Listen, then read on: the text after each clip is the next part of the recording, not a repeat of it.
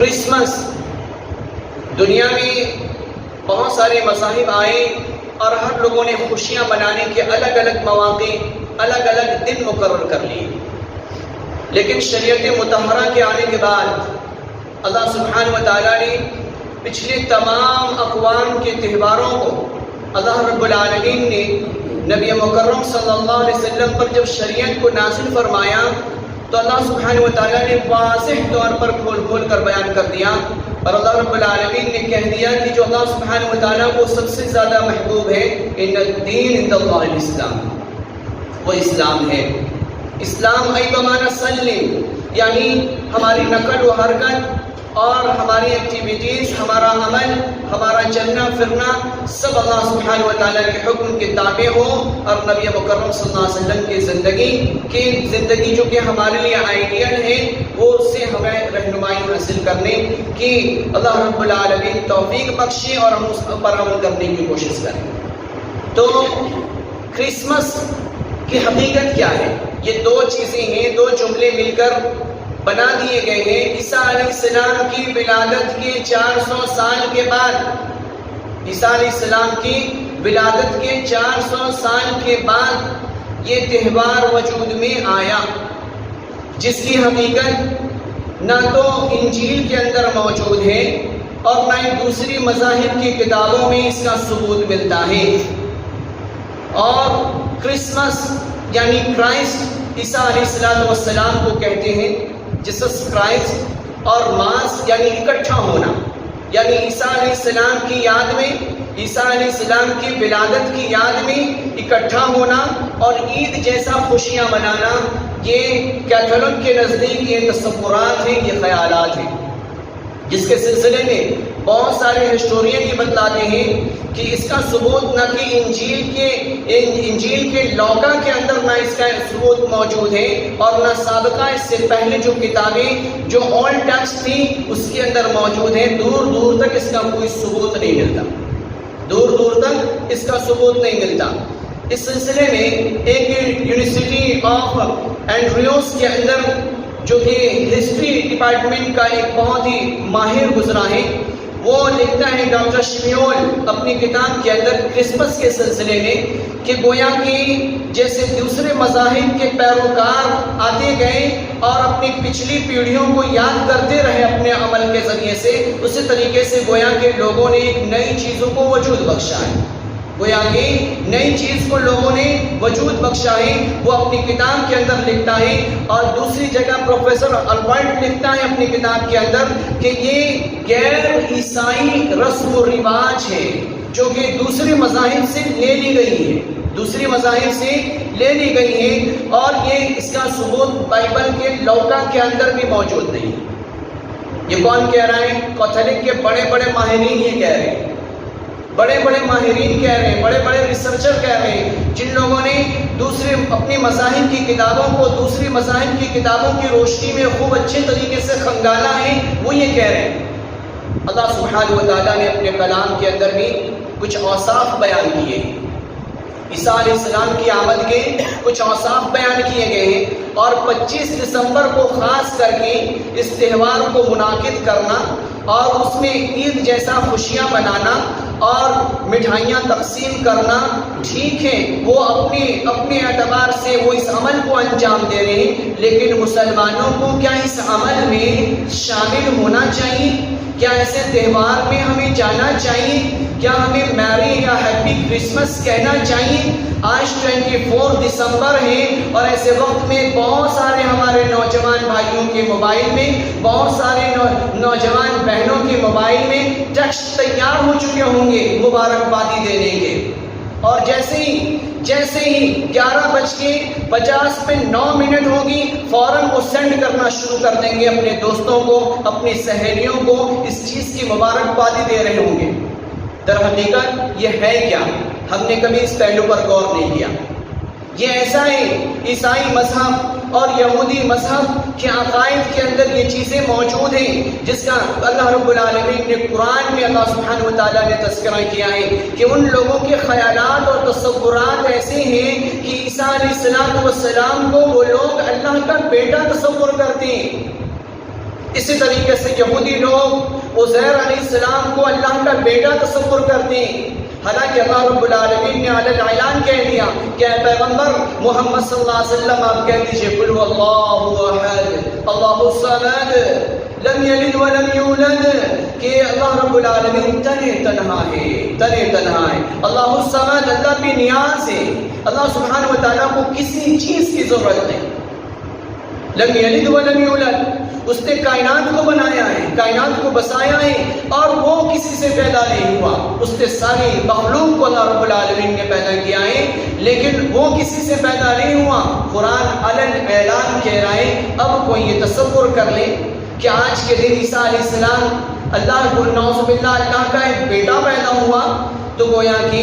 ایسے وقت میں اگر ہم کسی کو مبارکبادی دے رہے ہیں تو گویا کہ اس کے عقیدے میں ہم اپنے عقیدے کو شامل کر رہے ہیں، اور شامل کرنے کے بعد ہم اس کے تہواروں سے، اس کی خوشیوں میں ہم خوش ہو رہے ہیں۔ شریعت مطہرہ نے اس کی اجازت نہیں، شریعت مطہرہ نے اس کی اجازت نہیں۔ اللہ سبحانہ و تعالیٰ نے عیسیٰ علیہ السلام کی پیدائش کے اوصاف کو قرآن کے اندر بھی بیان فرمایا ہے، اور انجیل کے اندر بھی کچھ اوصاف ملتے ہیں۔ وہ اوصاف کیا ہے؟ اللہ سبحانہ و تعالیٰ کے قرآن میں سب سے پہلے ہم غور کرتے ہیں، اللہ رب العالمین کا قرآن کہہ رہا ہے، سورہ مریم کی آیت نمبر 26 ہم پڑھتے چلے جائیں، اللہ رب العالمین کہہ رہا ہے فَنَادَاهَا مِن تَحْتِهَا أَلَّا تَحْزَنِ قَدْ جَعَلَ رَبُّكِ تَحْتَكِ سَرِيًّا۔ اللہ سبحانہ و تعالیٰ کا وہ مقرب فرشتہ حضرت مریم علیہ السلام کے پاس آیا، اور پاس آنے کے بعد اللہ رب العالمین کی قدرت کی وجہ سے وہ پانی سے، اس زمین سے پانی کا ایک سروت اللہ رب العالمین نے نکالا، وَهُزِّي إِلَيْكَ بِجِذْعِ النَّخْلَةِ، اور اللہ رب العالمین نے کہا مریم سے کہ اے مریم تو اس کھجور کی ٹہنیوں کو ہلاؤ، جب تو اس کھجور کی ٹہنیوں کو ہلاؤ گی تو ثابت علیہ رطباً جنیہ، تو اس سے تازہ تر و تازہ کھجور، پکا ہوا کھجور زمین پر گر جائے گا، اس سے پکا ہوا کھجور زمین پر گر جائے گا۔ فَكُلِي وَاشْرَبِي وَقَرِّي عَيْنًا، تو تم اسے کھانا اور اسے پینا اور اپنی آنکھوں کو ٹھنڈک پہنچانا۔ یہ اللہ رب العالمین ایسا کیوں کہہ رہا ہے؟ اللہ رب العالمین یہ بتلا رہا ہے کہ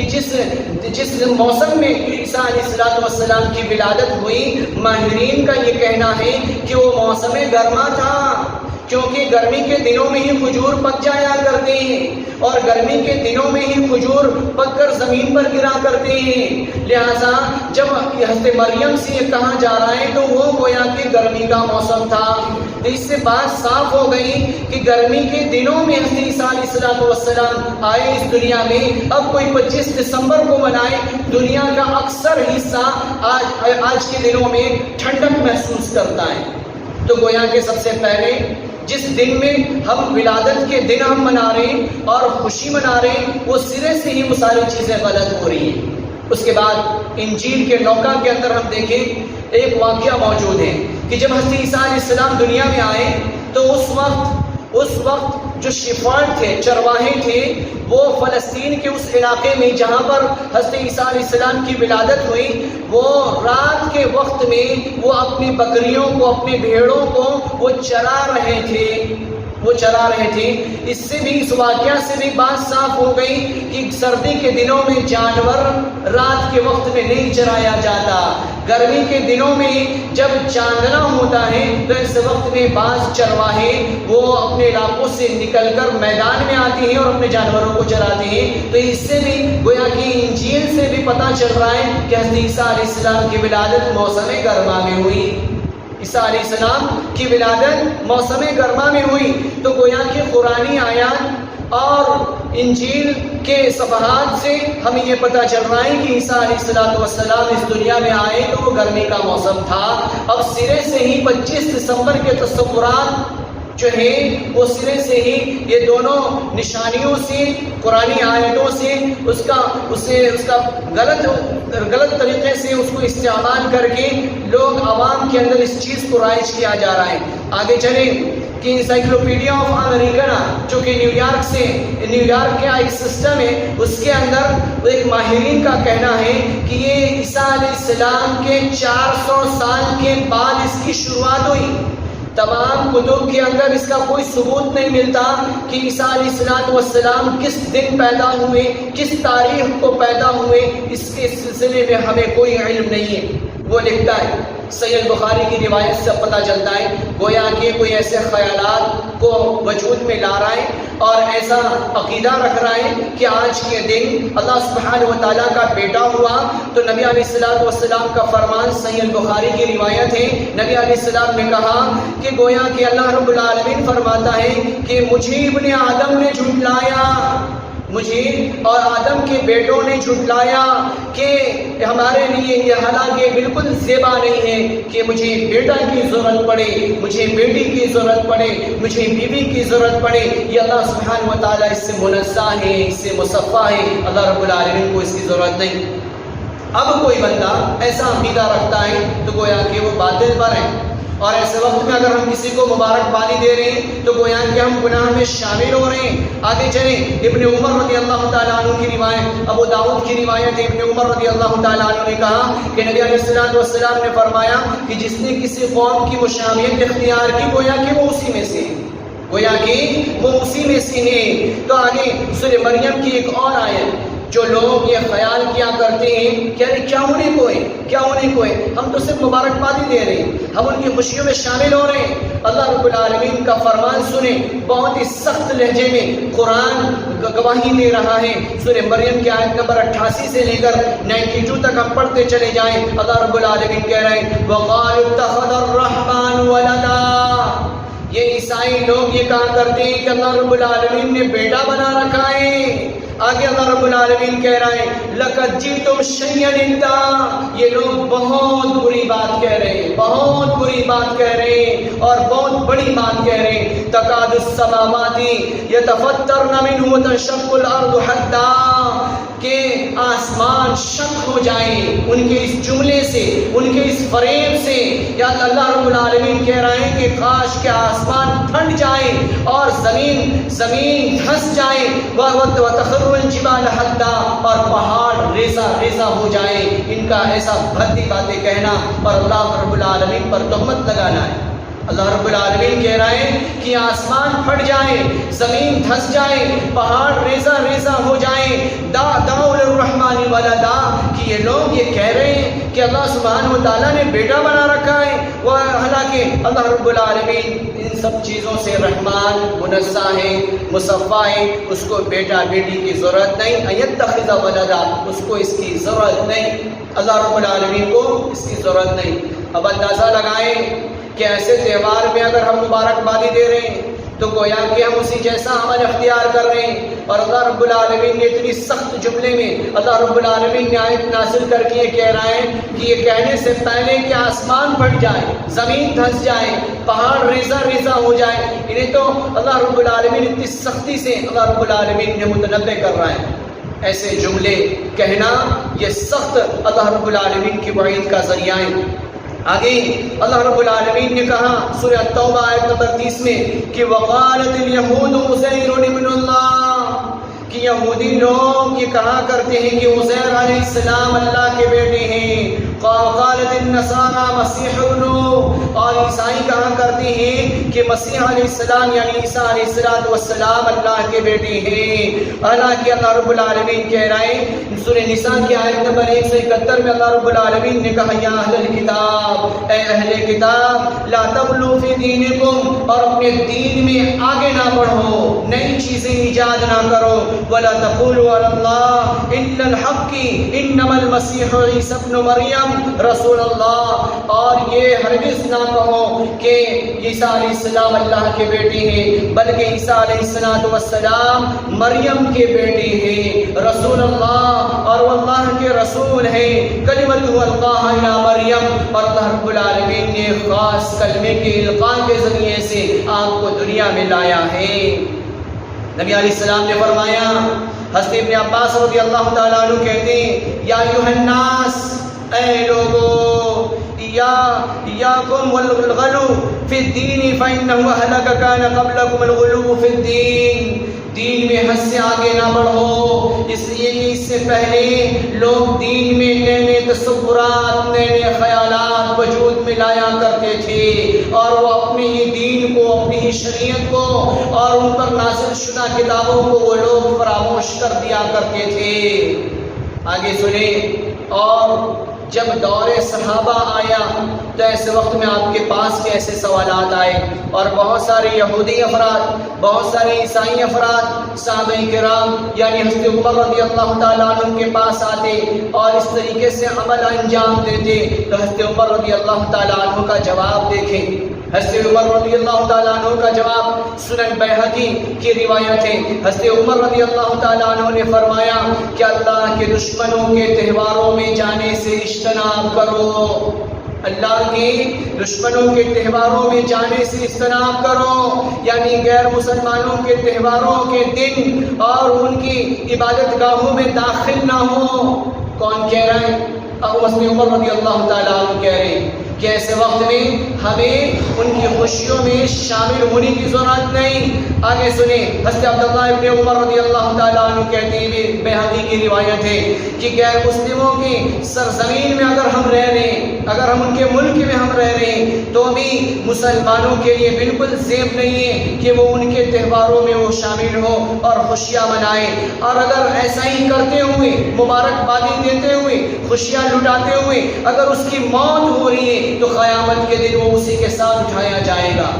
قیامت کے دن وہ اسی کے ساتھ اٹھایا جائے گا۔ ابن القیم احکام اہل الذمہ کے اندر وہ لکھتے ہیں کہ اگر کوئی شخص کفار کی عید پر انہیں مبارکبادی پیش کرتا ہے تو گویا کہ ایسا ہی ہے جیسا کہ کوئی صلیب کے آگے سجدہ کر رہا ہے، صلیب کے آگے یعنی جیسس کرائسٹ کا جو کراس ہے، گویا کہ اس کراس کے آگے اپنے متھے ٹیک رہا ہے، ابن القیم کہہ رہے ہیں۔ اس کے بعد ایک حنفی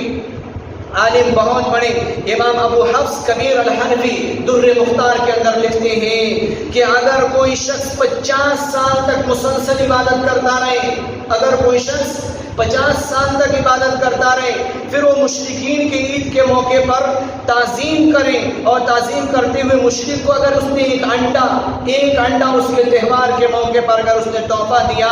تو گویا کہ اس نے کفر کا کام کیا، اور تمام کے تمام اعمال اس کے ضائع ہو جائیں گے، تمام کے تمام اعمال ضائع ہو جائیں گے۔ کتنی سخت باتیں، کتنی سخت باتیں۔ اسی لیے اللہ رب العالمین کہہ رہے ہیں سورہ المائدہ آیت نمبر 51 کے اندر، یا ایھا الذین آمنوا، اے ایمان والو، لا تتخذوا اليہود والنصارى اولیاء، یہودیوں کو اور نصرانیوں کو